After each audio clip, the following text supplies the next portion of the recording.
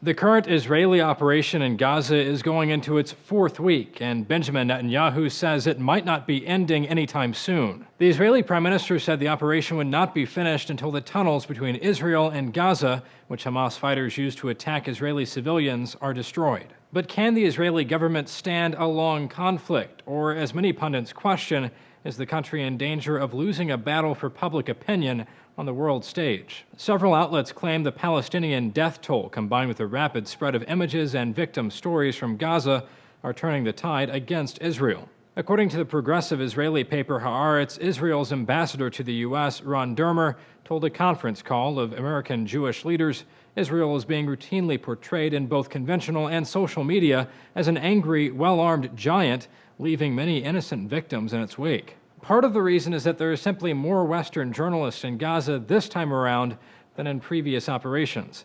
That gives media coverage more of the other side's perspective than Western audiences are used to. The clearest example of this came when an Israeli military strike killed 4 young boys playing on a beach. The strike occurred right next to a hotel where many Western journalists were staying, resulting in a flood of images and video of the horrific scene. That kind of tragedy might not have been so easily filmed and broadcast in previous years. It's no surprise, then, that a steady stream of protest against Israel's operation have broken out all over the world. But does this represent a real shift in support? A Pew poll released this week shows that among Americans, twice as many blame Hamas for the latest conflict than blame Israel. And around half of Americans think Israel's military operation is an appropriate response. Given that the U.S. gives around $3 billion annually in aid to Israel, that's an important finding, even if younger Americans were less likely to support the country.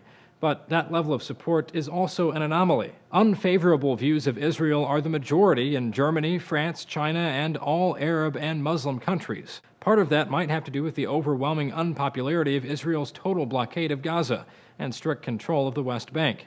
U.S. Secretary of State John Kerry drew Israeli ire earlier this year for saying Israel could become an apartheid state. Former President Jimmy Carter has frequently said it already is. Even in Israel, where support for the last 2 wars in Gaza has topped 90%, a 2010 poll found a quarter of Israelis felt the blockade did more harm than good. Netanyahu has defended the blockade, though, especially after a ship carrying advanced weapons was intercepted on the way to Gaza earlier this year. And for now, it doesn't look like public opinion is going to sway the prime minister. He said Sunday that Israel would not cede national security for the sake of public relations. For Newsy, I'm Zach Toombs.